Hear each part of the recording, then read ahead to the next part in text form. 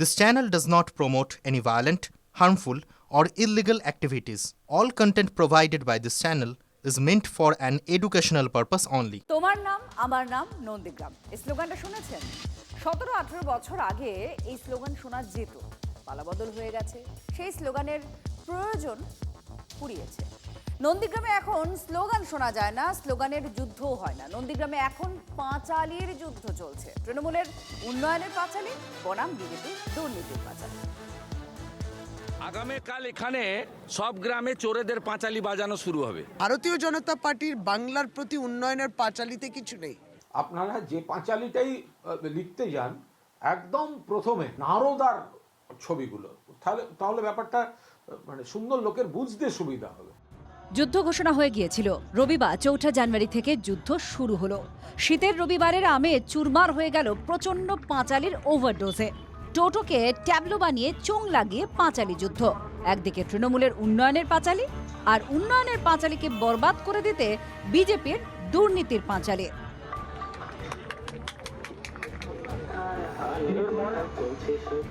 নন্দীগ্রামের বিধায়ক শুভেন্দু অধিকারীর দুটো কার্যালয় নন্দনায়ক বার আর রিয়াপাড়া এই এলাকা থেকে মোট 64টি টোটো করে প্রচার শুরু হলো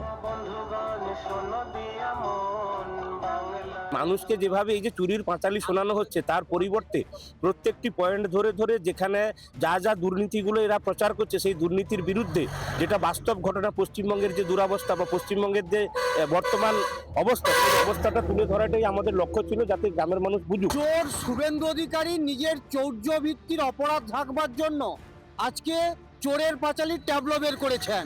কাঁচি পৌরসভা ত্রিপলকে চুরি করেছে শুভেন্দু অধিকারী, হলদিয়ার লোহাকে চুরি করেছে শুভেন্দু অধিকারী, কোলাঘাটে ছাইকে চুরি করেছে শুভেন্দু অধিকারী। 2009 থেকে শুরু করে শুভেন্দু অধিকারী যখন 5টি জেলার অবজারভার ছিলেন মুর্শিদাবাদ, পূর্ব মেদিনীপুর, মালদা সহ প্রাইমারি টেট আপার প্রাইমারি কে চুরি করেছে শুভেন্দু অধিকারী।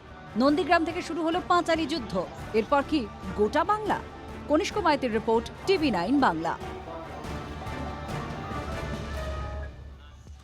মৌসম বেনজির নূরের ঘর ওয়াপসির পর মুখে কুলু পেটেছেন তৃণমূল নেতারা কল্যাণ বন্দ্যোপাধ্যায় হোক কুণাল ঘোষ বা শশী পাজা কেউই কথা বাড়াতে চাইছেন না তৃণমূলের মালদহ নেতারা আবার এর মধ্যে শুভেন্দু অধিকারীর হাতও দেখতে পাচ্ছেন হাতের হাত ধরলেন মৌসম তাতে কিনা বিজেপি নেতার হাত খান চৌধুরীর বাড়ির মেয়ে মৌসম বেনজির নূর লড়েছিল 19-এ তাকে তো ঘরে ঢুকিয়ে দিয়েছেন।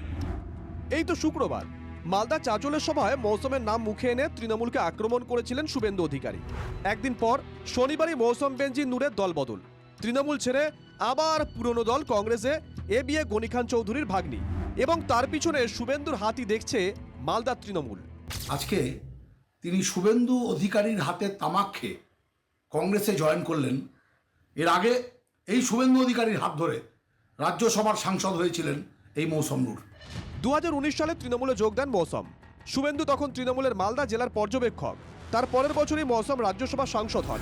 কিন্তু 2020 ডিসেম্বর থেকে শুভেন্দু বিজেপিতে সেই তিনিই নাকি মৌসুমের দলবদলের নেপথ্যে কারিগর এমন যুক্তি শুনে চিমটি কাটতে ছাড়ছে না মালদার বিজেপি। দেখুন, ভারতীয় জনতা পার্টির ক্ষমতা কত এটা তৃণমূল কংগ্রেস কিন্তু বুঝতে পেরেছে। কারণ আমাদের বিরোধী দলনেতার কথাতে যদি কংগ্রেস এবং তৃণমূল কংগ্রেস পরিচালিত হয় তো স্বাভাবিকভাবে এটা ভারতীয় জনতা পার্টির জয়। মালদার কংগ্রেস অবশ্য মৌসুমের ঘর ওয়াপসিতে খুশি। আমাদেরকে মামা করে বলে, রুবিদির যেহেতু মেয়ে আমরা ভাগ্নি করে বলি। পরিচিত ঘর, সেই ঘরে ফিরে আসলো তৃণমূল বিজেপির বিরুদ্ধে লড়াই করার জন্য, এটা আমাদের কাছে ভালো দিক। তৃণমূল কি চিন্তিত? এই জেলায় লোকসভা ভোটে তৃণমূল শূন্য। চাঁচলে দাঁড়িয়ে সে কথা স্মরণ করিয়ে দিয়েছিলেন শুভেন্দু অধিকারী। মালদার 12-র মধ্যে 8 বিধানসভা জয়ের লক্ষ্যমাত্রা ধার্য করে দিয়ে এসেছেন শুভেন্দু। এই জেলায় 2টো লোকসভা কেন্দ্র আপনি দেখুন, 12টা আসন একটাও তৃণমূলের লিড নেই। মৌসুমের দলবদল নিয়ে মালদা তৃণমূল বেশ খানিকটা হতচকিত। মালদায় মৌসুমের কার্যালয়ে শনিবার সন্ধ্যাতেও তৃণমূলের ব্যানার, মমতা বন্দ্যোপাধ্যায়ের পোস্টার। আচমকা মৌসুম বিগড়ে যাওয়ায় মেপে কথা বলছেন তৃণমূলের রাজ্য স্তরের নেতা নেত্রীরাও। দেখো, আমার করোনা সময় ওর সম্বন্ধে কোনো কথা আমি বলবো না, তো ও যেখানে মর্জি সেখানে গেছে। আর একটু বেশি কিছু হয় বলুন। উনি যে ডিসিশনটা নিয়েছেন মৌসুম নূর, এটা ওনার নিজস্ব, এবং সেটা নিয়ে আমাদের কিছু বলার নেই। এই মুহূর্তে মৌসুম নূরের সিদ্ধান্তের উপর কোনো মন্তব্য করছি না। কংগ্রেস ভাঙিয়ে নেতাদের যোগদান করায় তৃণমূল, এটাই বঙ্গ রাজনীতির ইদানিংকালের দস্তুর। উলটপুরাণ দেখেই কি মুখে কথা সচ্ছে না তৃণমূল নেতাদের? বিধানসভা ভোটের আগে মালদার অঙ্ক এতটাই কি উল্টোপাল্টা করে দিলেন মৌসুম? Bureau report, TV9 Bangla. আর মালদার রতুয়া কি মধু আছে বলুন তো রতুয়ায়? বিধানসভা কেন্দ্র এটা।